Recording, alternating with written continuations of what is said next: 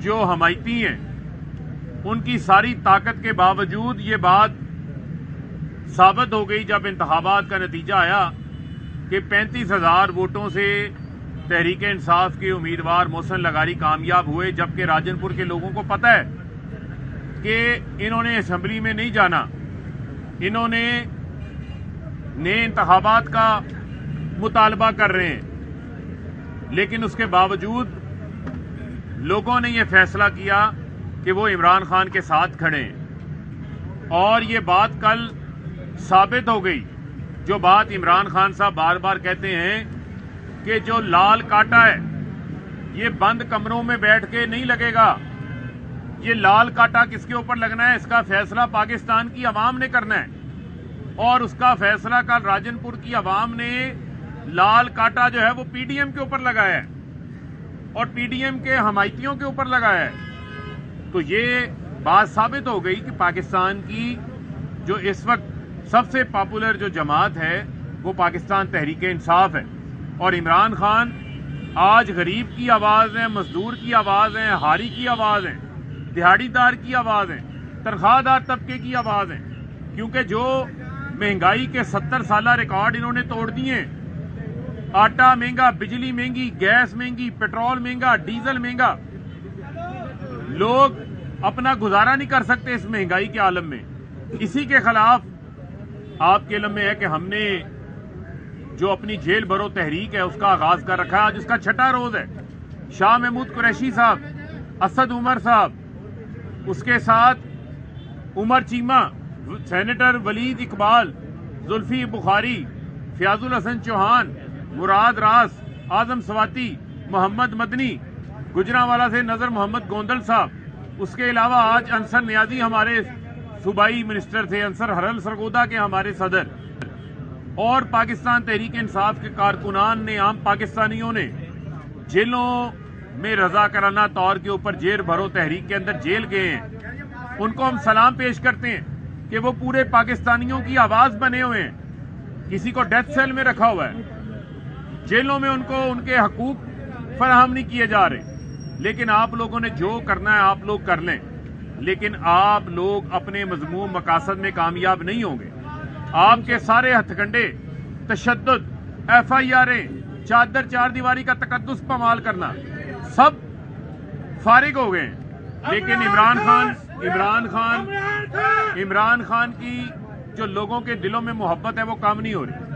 میں پرسوں بروز 1 مارچ کو فیصل آباد سے خود گرفتاری دوں گا۔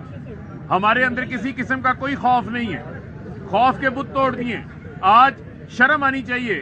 80 سالہ جنرل ریٹائرڈ امجد شعیب جو میرے ساتھ ایک ٹی وی شو میں موجود تھے، ان کو رات کے اندھیرے میں جا کے گرفتار کر لیا، جنہوں نے پاکستان کے لیے قربانیاں دی، پاکستان کی سرحدوں کی حفاظت کے لیے قربانیاں دی، آپ نے ان کو پکڑ لیا۔ یعنی کہ اس ملک کے اندر اب تنقید کرنا بغاوت ہے، سچ بولنا بغاوت ہے، یہ لوگوں کا جرم بن گیا ہے۔ یہ پاکستان کو کہاں پر آپ لے آئے ہیں؟ ملک کے حالات کو آپ کہاں پر لے آئے ہیں؟ ملک میں عدم استحکام میں اضافہ ہوتا جا رہا ہے، لیکن میں سمجھتا ہوں کہ اگر آپ ہوش کے ناخن نہیں لیں گے تو ملک تباہی کے دہانے پہ جائے گا۔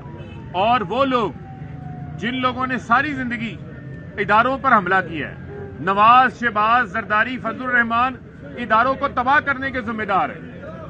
آپ یہ بتائیں کہ آئین میں لکھا ہے 90 روز میں انتخابات ہونے ہیں، 90 روز میں انتخابات کے اوپر، آئین کے اوپر خود بخود عمل درآمد ہونا چاہیے، لیکن آئین پر عمل درآمد کروانے کے لیے راستے میں رکاوٹ کون ہے؟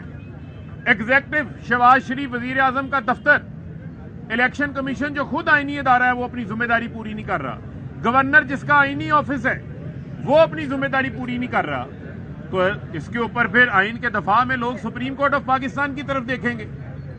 آپ یہ کوئی پاناما کیس کی سماعت نہیں چل رہی، یہ کسی کے ذات کے متعلق کیس نہیں سنا جا رہا، یہ پاکستان کے اندر آئین کی بالادستی کا کیس سنا جا رہا ہے۔ جو جمہوریت کی بنیاد ہے 90 روز میں انتخابات، یہ آئینی شکوں سے متعلق از خود نوٹس ہے۔ اس میں اس کیس کو ججز کے متعلق جنہوں نے متنازع بنانے کی کوشش کی ہے انہوں نے اپنے منہ کے اوپر کالک ملی ہے۔ ان سیاسی جماعتوں نے یہ جمہوریت کے اوپر حملہ ان لوگوں نے کیا ہے، اور ہم آئین کی بالادستی قانون کی بالادستی، رول آف لا کے لیے جو ہماری جدوجہد ہے اس جدوجہد کو ہم آگے بڑھائے رکھیں گے. یہ چنو منو جو آگے چوں چوں کرتے ہیں پریس کانفرنسوں کے اوپر، یہ بتائیں انہوں نے مہنگائی کم کرنی تھی، مہنگائی کم کرنے کی بجائے بڑھا دی، مزدور کا روزگار چھین لیا، غریب خودکشیوں پر فاقوں کے اوپر آ گیا. لہذا اس ملک کو استحکام کی طرف لے کے جانا ہے تو واحد راستہ انتخابات ہیں. اس کے علاوہ اس ملک میں استحکام کا کوئی راستہ نظر نہیں آ رہا جس نہج پہ یہ ملک کو لے آئے ہیں. جی مسرت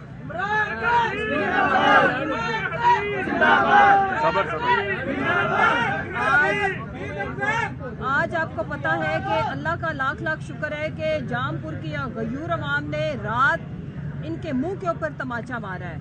یہ جس طرح سے ڈرانے دھمکانے کی کوشش کر رہے تھے، قوم نے الٹا ان بزدلوں کو ڈرا کے رکھ دیا ہے اور ان کو بتا دیا ہے کہ قوم متحد بھی ہے، کسی قسم کے خوف میں آنے والے نہیں. آج ریٹائرڈ جنرل شعیب امجد کی جب میں نے فوٹیج دیکھی تو یقین مانے ہم تو خود گرفتاریاں دے رہے ہیں، تو جب ان کو اریسٹ کر کے لے جایا جا رہا تھا تو آج ایک بار پھر ان نا عقلوں، نا اہلوں، نا لائقوں کے ٹولے نے پوری قوم کا سر شرمندہ کر دیا ہے. آج تو یہاں پہ یوم سرپرائز منانے کا بھی انہوں نے اس میں بھی انہوں نے وہ کیا کہتے ہیں نا کہ ہمارا پوری قوم کو انہوں نے شرمندہ کر کے رکھ دیا ہے. آج ایک طرف سوشل میڈیا کے اوپر ابھی نندن اور اس کے ساتھ ہمارے محب وطن ریٹائرڈ جنرل. قوم آج ہر محب وطن پاکستانی کے ساتھ کھڑی ہے، چاہے کسی کے پاس ہوتا ہے. اور ایک بار پھر آپ کو سپریم کورٹ میں جاری سماعت کے احوال سے آگاہ کریں. جسٹس منصور علی شاہ کی جانب سے ریمارک سامنے آئے ہیں. کہتے ہیں میرے خیال میں صوابدید اسمبلی توڑنے کے انکار سے نہیں، گورنر ایڈوائز واپس بھیجتے ہیں تو 48 گھنٹے کب سے شروع ہوں گے؟ جسٹس منیب اختر نے یہ پوچھا. واپس سمری بھیجنے اور سمری موصول ہونے پر 48 گھنٹے شروع ہوں گے. جسٹس منیب اختر کی جانب سے یہ ریمارک سامنے آئے ہیں. آرٹیکل 105 کے صوابدید کا تعلق اسمبلی تحلیل سے ہے. جسٹس منصور علی شاہ نے کہا آرٹیکل 105(3) گورنر اسمبلی تحلیل کرے تو الیکشن کی تاریخ دینے کا پابند ہے، یہ بتاتا ہے. گورنر کا اسمبلی تحلیل کا عمل آئین کے آرٹیکل 103 کے تحت ہوتا ہے. علی ظفر کی جانب سے عدالت کو بتایا گیا. اس کے بعد کیا ہوتا ہے؟ کیا گورنر پر الیکشن کرانے کی پابندی ہے؟ کیا گورنر الیکشن کرانے کا پابند ہے؟ جسٹس منیب اختر کی جانب سے یہ ریمارک سامنے آئے ہیں. کیا آرٹیکل 112(3) کے تحت گورنر از خود اسمبلی تحلیل کر سکتا ہے؟ یہ بھی سوال پوچھا گیا.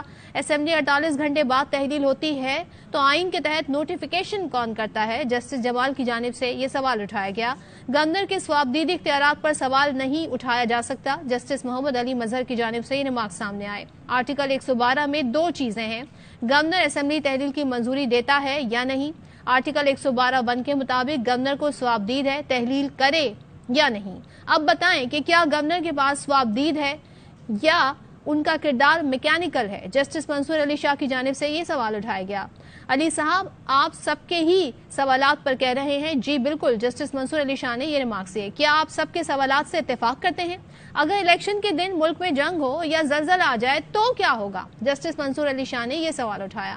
انتخابات کی تاریخ گورنر دے دے تو بھی قدرتی آفات آ سکتی ہیں. جسٹس منصور علی شاہ کی جانب سے یہ ریمارک سامنے آئے. جنگ ہو یا کرفیو لگ جائے تو انتخابات کیسے ہوں گے؟ یہ سوال عدالت کی جانب سے اٹھایا گیا.